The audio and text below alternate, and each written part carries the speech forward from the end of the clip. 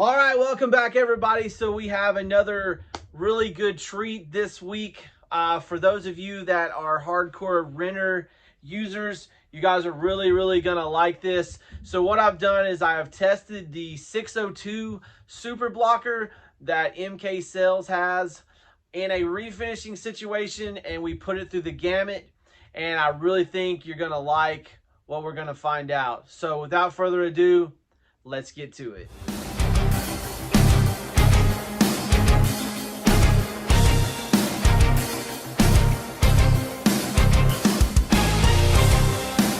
Alright, so before we get into the video, I want to talk a little bit about the 602 and what I did and the catalyst ratios and some technical information about it. So the 602 was designed as a blocking primer. Now, Marco has had this since I've actually known him. So they've had this available for like 2 years, but for some reason, I don't know, it kind of went off my radar.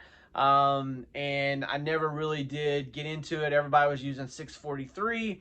So we kind of came back to it here recently, and I decided to look at it and give it a test. So typically this base coat is catalyzed at 5 to 10%, but Daniel had a discussion with the guys over in Italy, and they said that you could take it up to 18% if you wanted to, but it would slow your dry time down some. So I decided that 18%, let's just make it 20 and make it even. So I tested this under 20% catalyst ratio. I'm going to go back now that I have the results from this, and we're going to try lower ratios and see how those work out. But as of right now, I am using this product at 20%, and so that's my current recommendation. If you guys want to, you're welcome to do that.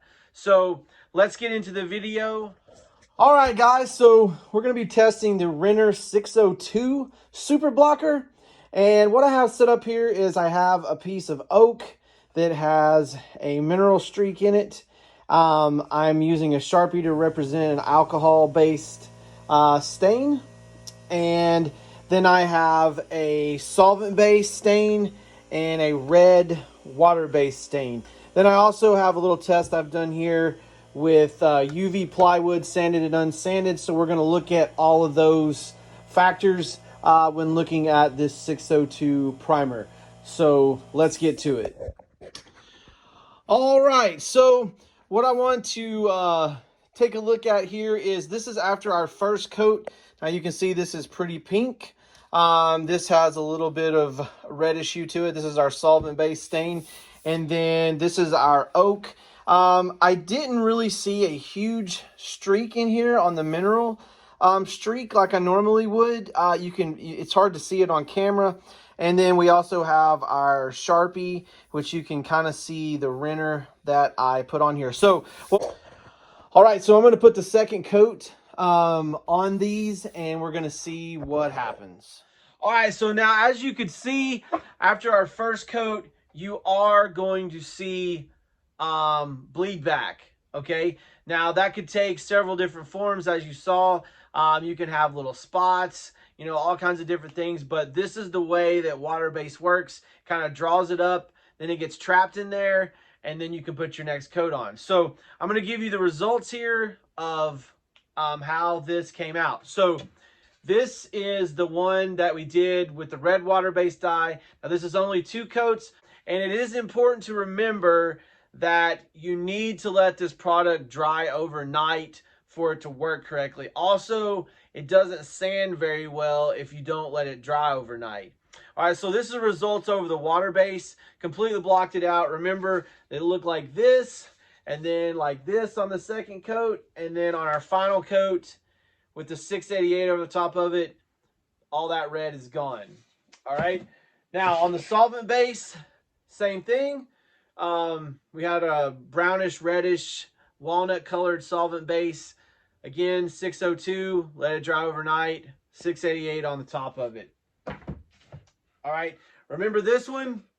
So we had the tannin streak across here, and then I wrote Renner in Sharpie.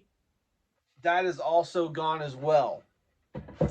So, and unfortunately, this has a lot of overspray on it because I left it laying out and I sprayed some other stuff today. But I did a test on the vertical hang on the product. 10 wet mils is going to be max. So you want to kind of back that down to 6 or 8. If you want to add maybe a little bit of thickener to it, you could. The Renner water-based thickener, if you wanted to get more hang out of it, you could possibly do that.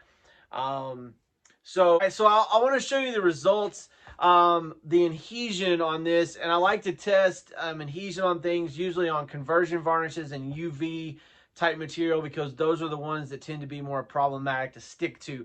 So on this side over here, I tested it unsanded, and over here I tested it sanded with 320. With 320, it's not coming off. Actually, the adhesion was pretty good unsanded, so you're going to be really good in a refinishing situation, and you don't have to sand as aggressively as you do if you're using vinyl sealer or something like that.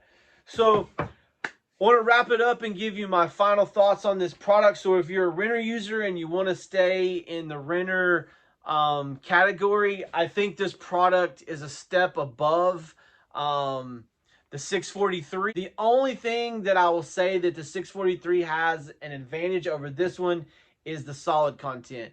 This is only like 42%, whereas your 643 is 50. So you're going to get a higher build out of the 643. But the sprayability of this is like you're spraying a top coat. It hangs super tight to the wood. I mean, honestly, like once you sprayed a coat of this and you spray your second coat, you could go install the door. It looks so nice. It has like a sheen to it.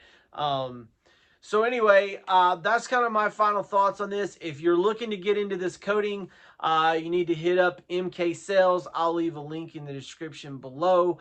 You can talk to Fernando, Marco, or Daniel out there. And I kind of sent them my take on this, and they may end up talking to Italy to see if they could bring those solids up. I said, you know, if I could change one thing about this, if you could get the solid content up to the same content that the 643 has, a little quicker sandability would be nice, especially for that second coat. Because again, I want to reiterate that you need to let this stuff dry overnight for it to work correctly. So anyway, yeah, that wraps it up for me. Make sure that you like and subscribe. You can catch me on Instagram, Facebook, LinkedIn, and TikTok. And remember, guys, test, don't guess. We'll catch you next time.